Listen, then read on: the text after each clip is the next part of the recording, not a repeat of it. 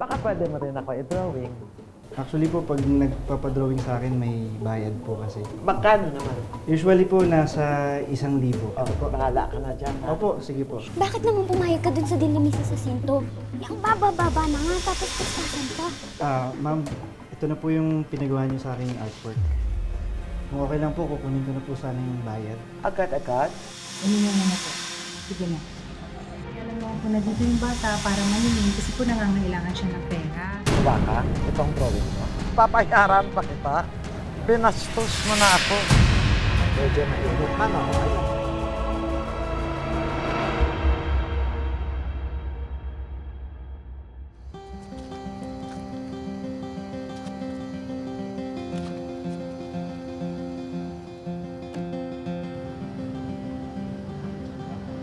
Ito na yung order niyo.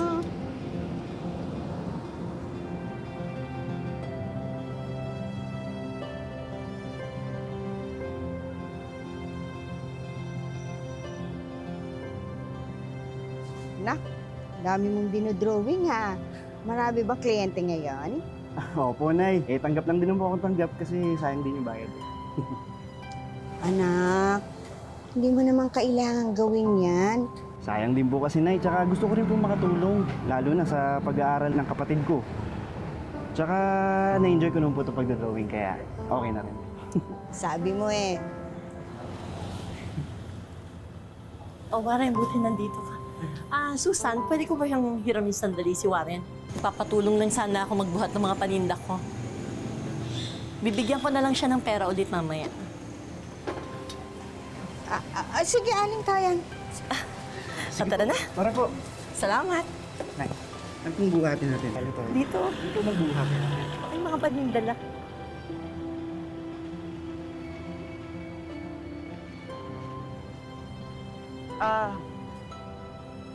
Ay, lugaw. Magkano ba yung lugaw niyo? 20 lang po isang mangkok. Ang mahal naman yata. 20? 15 lang yan sa may amin, eh. Eh ma'am, mas marami naman pong laman itong lugaw namin. Kaya medyo mas mahal. Ganon? Eh, sa tingin ko, basta ang kanin na nilagyan mo ng sabaw yan na mainit na tubig, di ba? Para magbukang puno. Tama? Tama ba? Mahal. Eh ma'am, doon na lang kayo bumili, doon sa may inyo, kung sa tingin nyo mas okay yung lugaw nila. Eh, bastos ka pala kausap, eh, ha? Mo, ano bang gusto mo, ha? Bastos niya, ha? Anong gusto mo? Ipadampot kita rito? Bakit nyo tinapon yung paninda ko? Andong hindi tama, eh, binababoy mo rin ako, ha? Ayaw, bastos! Sobrang mahal ng presyo mo, mahal. Warren, Mrs. Jacinto? nanay mong bungangirang ito, palingkerang babae ito, nanay mo. Opo. Ikaw, baka bumagsak ka na. Ayan, oh, ayan, eto pa, oh. Eto pa, oh. Ayan. Pasensya na po. Nay, Oh! tama na, Nay. Hindi lang ikaw marunong sumigaw. Ako rin. Pasensya na po. Turuan mo yung nanay mo. Anak, pasensya ka na, ha? Ang yabang naman kasi ng teacher mong yun, eh. Kaya sana hindi nyo na lang pinatulan, Nay. Pasensya ka na, anak. Pero sana lang, huwag kanyang pag-initan sa school. Hindi naman ho siguro.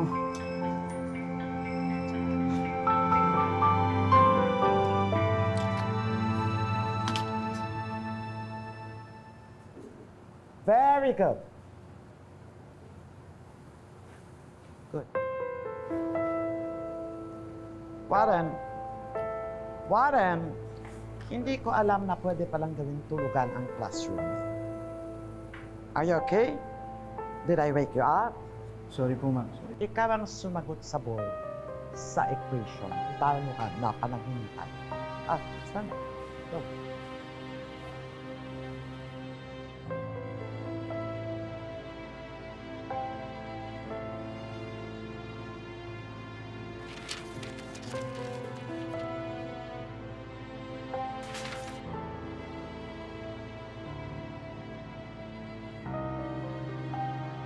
Very good. Wow, ang galing naman ni Warren. Tulog pa yan, ang lagay na yan, ha? Congrats! Congrats, Warren. Warren. You're very good. Very effective. And, gawa mo to. Opo, ma'am. Louder. Opo. Very good. Huwag ka na matulog. Another round of applause for Warren. Louder. Good. See, if you all study well, you'll make it. And Warren, hindi porke lusot ka sa equation ay okay ka na sa kaso mo. Hindi pa. Nagkaintindihan mo tayo. Do I make this up to you? Yes, ma'am. Opo, ma'am. Louder. Yes, ma'am. Louder. Yes, ma'am. Last time, louder. Yes, ma'am. Everybody heard that? Answer! Yes, That's it.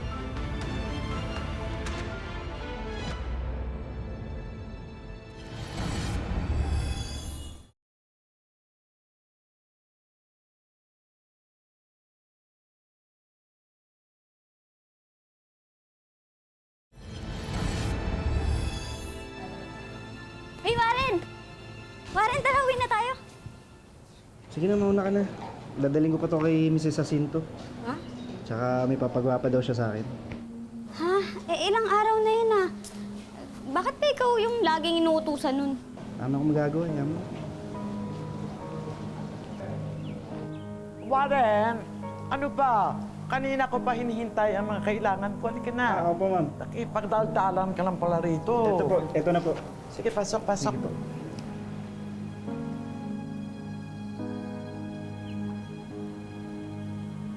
Baka pwede mo rin ako i-drawing.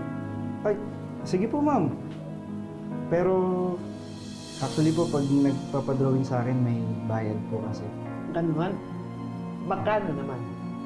Usually po, nasa 1,000. Pero po, kung gusto niyo po, bibigyan ko po kayo ng discount. Para po sa inyo. So, 500 na lang? Sige po. Talaga? Opo, 500 na lang. Ito po. Bahala ka na dyan, ha? Opo, sige po. Sure ka? Opo. Maganda yun, Matt. Opo. Gagawin ko po agad to. Ay, sa Makalawa. Kailangan ko yan. Sa Makalawa po. Oo. Sige po. Sige po, gagawin ko po agad. Mauna na po ako. Salamat po.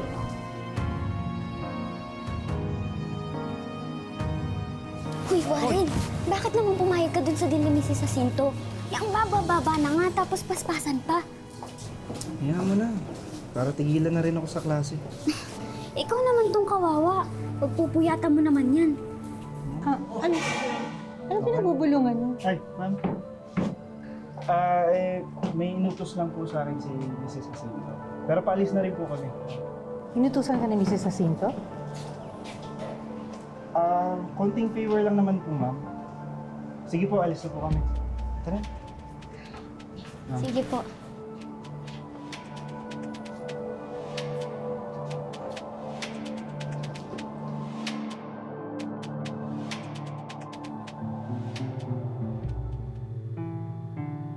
Uy, Warren. Ano ba yan? Paano ka makakapag-focus sa pagre-review mo? Nakatuto ka dyan sa pagdodrawing mo.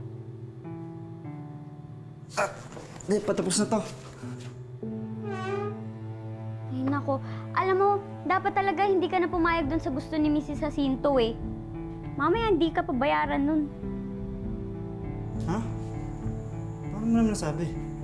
Ano ka ba? Kalat na kalat kaya. Ang daming utang nun sa kantin. Tapos hindi naman nagbabayad. Hindi naman siguro gagawin sa akin yun. Ay, naku, di mo sure. Warren, ikaw na muna Nay. bahala dito sa bahay, ha? Dadaling ko muna sa ospital to kapatid mo. Bakit po? Anong nangyari kay Lynn? Kahapon pa masakit ang tiyan nito eh. Patitignan ko na sa doktor. Sige na, ha? Ingat kayo na, ha?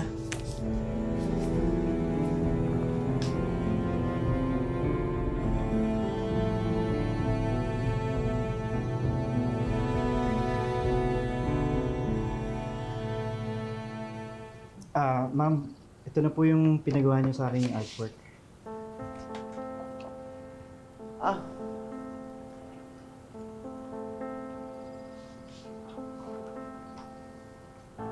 Ito.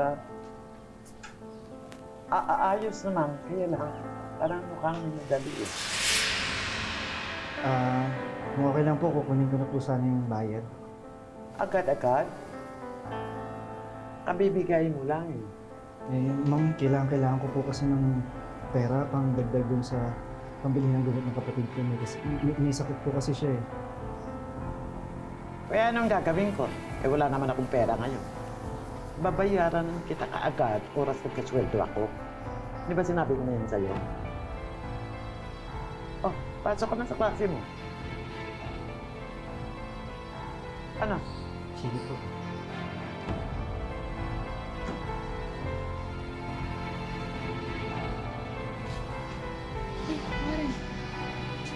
Ano nangyari? Ba't parang nahihiya pa?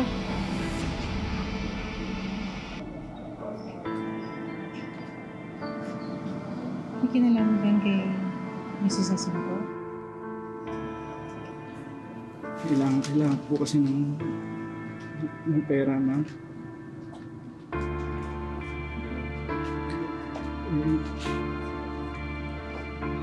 Hindi ko nagbayad si Mrs. Jacinto sa pinagawa niya sa aking drawing. Kaka? Uminom mo na po. Sige na. Kailangan mo yan. Para na makatulong yan sa kailangan mo, kakadagdag ninyo. Huwag na mag-alala.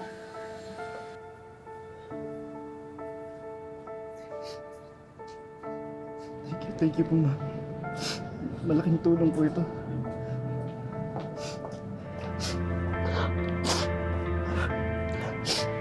Salamat po, ma'am.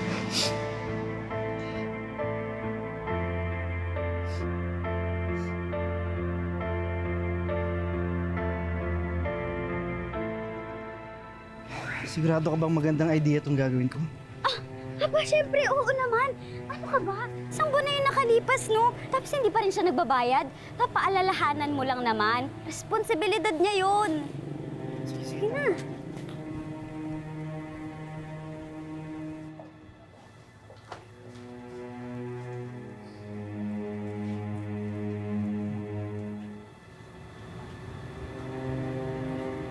Ayan po, Mrs. Jacinto. This is the faculty room. Hindi na kung kailan mo gustong pumunta. Open kami para sa'yo. Faculty room. Do you understand that? Sorry po, gusto ko lang po kayong makausap tungkol po dun sa bayad niyo po sana sa akin dun sa pinag-drawing niyo. Di ba sabi ko, babayaran naman kita, but you have to wait. Hindi kita tinatakbuhan. 10 years na ko rito, I have a good reputation. Hindi ko unahin yung gusto mo, ikaw masusunod. Hanap mo. No. Mrs. Jacinto, pasensya na po ha. Makikisabat lang po ako. Dapat nilang po kasi naman bayaran yung pinagawa niyo doon sa bata. Kaya lang naman po na dito yung bata para maningil kasi po nangangailangan siya ng pera. Sana naman po magbayad kayo agad.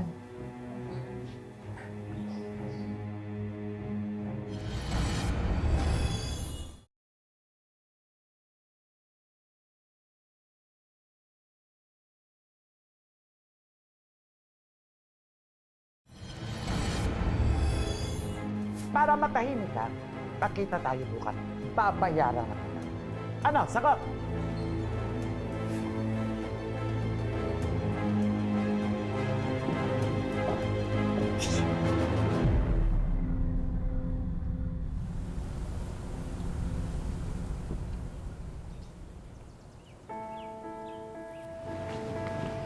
Mrs. Jacinto! Yes. Ikaw pala. Manang-mana ka sa nanay mong palingkera.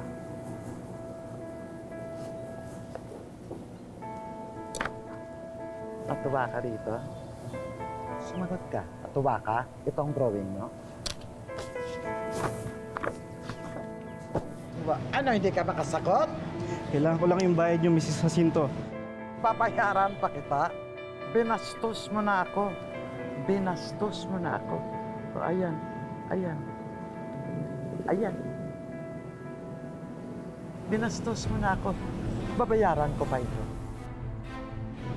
Hindi ba ako naiintindihan? Sabi ko, babayaran kita, pero mag-antay-antay ka. Dahil may dapat akong hahabulin na bayaran. Tama. Oh, i-display ko ito sa school para malaman. Happy ka, happy? Iiyak-iyak ka? Medyo mainit na, no? Ayan. Ayan. Tingnan mo ako sa mata. Ipapagsak ko. Huwag po, Mrs. Jacinto. Baka mawalan po ako ng scholarship. Yan pambabastos mo ang hindi uubra sa akin. Ipapagsak kita, wala kang karapatan maging scholar.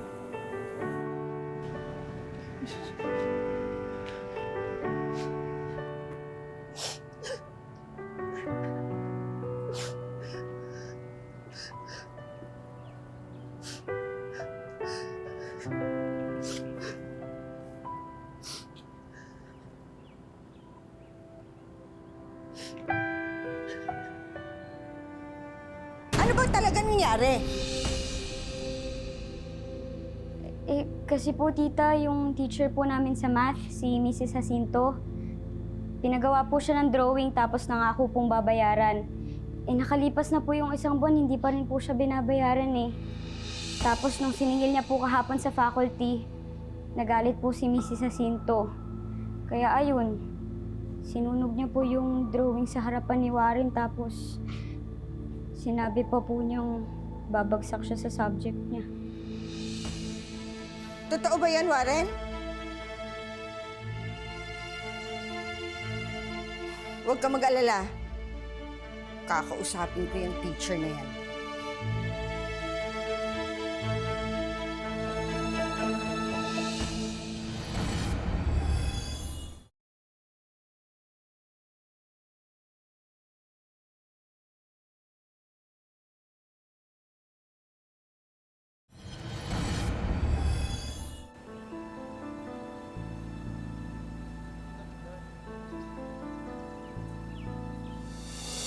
Mrs. Jacinto!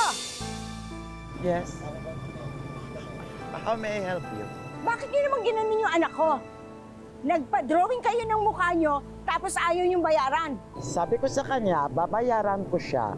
Pero wag agad-agad at may emergency akong pangangailangan na dapat bayaran. But of course, I will pay. Tama ba naman sunugin niyo ang ginawa ng anak ko? Ha? Ayan, na-trauma yung anak ko. Tapos sasabihan mo pa na ibabagsak mo? Kung sa'yo pwede yung mga ganyang kilos at pambabastos, sa akin, hindi siya papasa at hindi siya umula. Guard! Sumusobra ka na! Tama na po yan! Mrs. Tama na po yan! Sobra ka na! Tandaan mo mukha at huwag mo nang papasukin. Go! Malis ka na bago tayo patasin. Rereklamo kita! Mrs. Umalis na lang po kayo. Tandaan mo mukha. Thanks po, ma'am.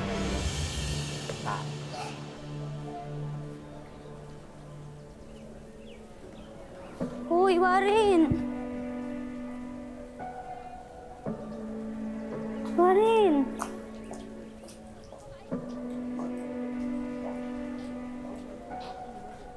Binagsak nga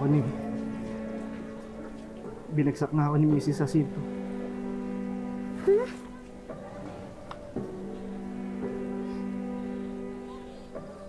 Warren, tama na. Magagawa natin to ng paraan, ha? Mali itong ginawa ni Mrs. Jacinto. Tama na.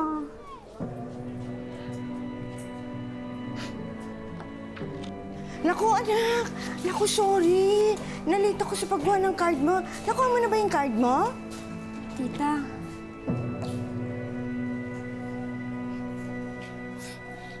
Walang hiya talaga yung Mrs. Jacinto na yan eh. Sorry po, Nay. Hindi, anak. Kailangan pagbayaran nitong Mrs. Jacinto na ito yung ginawa niya eh. Hindi tama ito.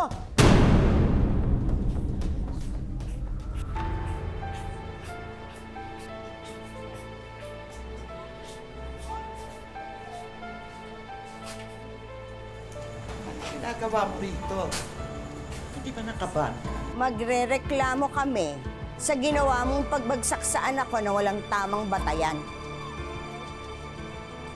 Nagsasayang ka lang ng oras mo. Anong klaseng teacher ka? Anong ginawa mo? Walang hiya ka talaga! Nay! Nay, tama na po! Nay, tama na po! Tama na!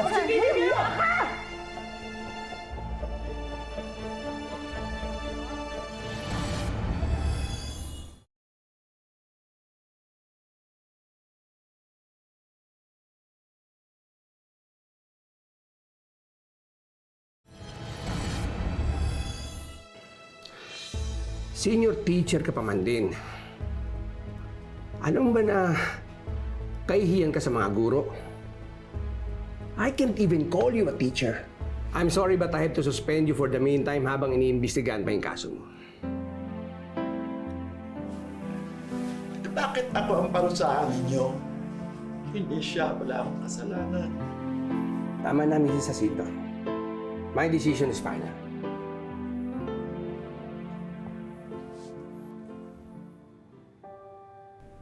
Sa kabila ng maraming problema ng mundo, sana po'y lagi pa rin nating piliing maging mabuting tao. Lagi nating alalahanin na lahat ng gawin natin, masama man o mabuti, ay may balik sa bandang huli. Mga kapuso, sana po'y may nakuha tayong aral sa ating kwentong wish na hango sa totoong buhay. At ngayon, oras na para tumupad tayo ng mga wish ng mga estudyante katulad ni Warren. Kung pwede na nga lamang daw na i-drawing na perfect ang buhay, ay tiyak isang magandang obra na ang malilikha ng first-year engineering student na si Joshua. Nag-start sa kuya ko. Kasi yung kuya ko po kasi talaga yung nagdo-drawing sa aming magkapatid. So parang nung LM kami, LM siya, siya yung lumalaban sa mga contest. Si Joshua at ang kanyang kuya Jonas na lamang ang magkasama sa kanilang tahanan sa Bulacan. Byudo na ang kanilang ama na nagtatrabaho bilang isang factory worker sa Saudi. Mga portrait drawing ang madalas na pinapagawa ng mga customer ni Joshua. 500 hanggang 1,000 pesos ang kanyang kinikita sa bawat isa na inaabot ng 5 oras na paggawa. Malaking bagay po ang tulong na nabibigay niya sa pagkukomisyon, sa pagdodrawing. Yun nga po, hindi na nga po ako nagbibigay ng baon. Pangalawa, nabibili niya yung mga gusto niya. Sa bawat hagod ng lapis ni Joshua sa kanyang mga ginagawang likha, ay hindi niya maiiwasan na maalala ang ina na siyang inspirasyon niya sa pagguhit. Tila nakamarka ng araw kay Joshua ang sugat ng maagang pagpanaw ng kanyang ina dahil sa sakit sa puso. Alam niyo po yung parang tumigil yung mundo niyo. Kasi parang nung namatay po kasi si mama is parang sabi ng doktor sa amin is may 6 minutes na lang siya. So parang ayun yung 6 minutes ng buhay ko na parang sobrang precious. Kasi parang bawat segundo doon, parang ayaw mong maubos. Kasi ayun nga po, mahal mo sa buhay yung mawawala. Iniisip na lamang ni Joshua na meron siyang anghel na masayang nanunood tuwing siya ay gumuguhit. Tanging nais lamang ni Joshua ay makapagtapos ng kolehiyo para mas matulungan pa niya ang kanyang pamilya at makauwi na ng bansa ang kanyang ama. Wala rin namang mangyayari kung hayaan mo yung sarili mo na ganyan ka, na malungkot ka, na parang hindi ka nagpapatuloy sa buhay kasi may nawala. Parang inisip ko na lang na mas malulungkot yung mama ko kung nabubuhay pa siya, kung ganun yung mangyayari sa akin. Malamang ay napipinta na ni Joshua kung saan namin siya dadalhin.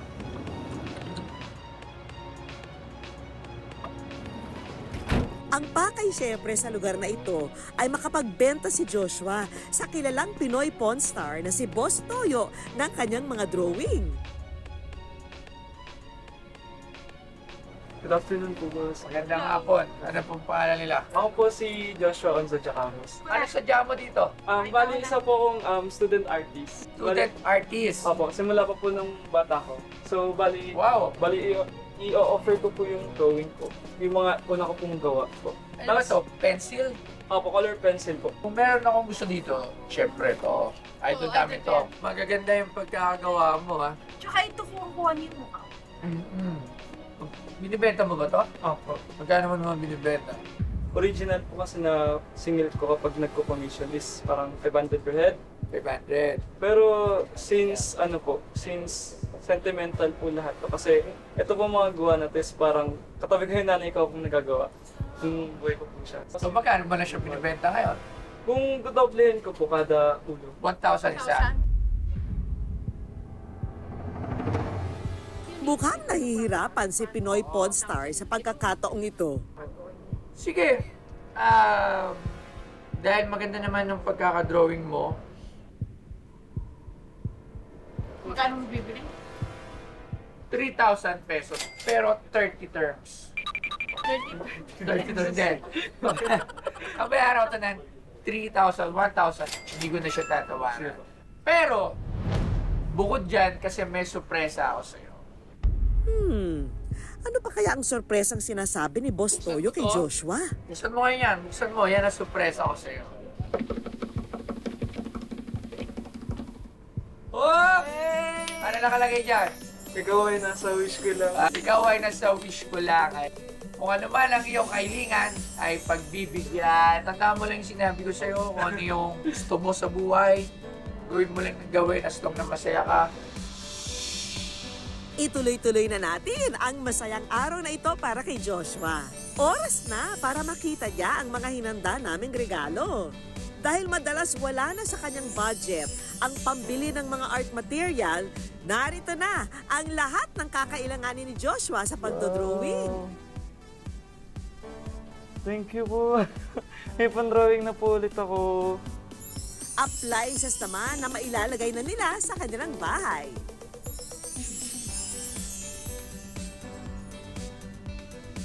Meron ding mga casual clothes na magagamit ni Joshua sa eskwela. Para makatulong sa pag-aaral ni Joshua, isang bagong cellphone with free load at laptop ang handog ng ating programa. May magagamit na akong laptop kasi yung laptop ko po sa dorm, as in, malapit na po siyang masira. Thank you po Ma'am Vicky. Thank you po sa wish ko lang. At syempre, hindi mawawala ang wish ko lang savings. Parang sobra-sobra na po lahat to. Tapos may pa-savings pa po. Sobrang makakatulong po sa pag-aaral ko. Mga kapuso, lagi po nating tandaan, hanggat hindi tayo napapagod, humiling at maniwala, hindi tayo mapapagod lumaban sa buhay. Ako po si Vicky Morales at ito po ang Wish Ko Lang.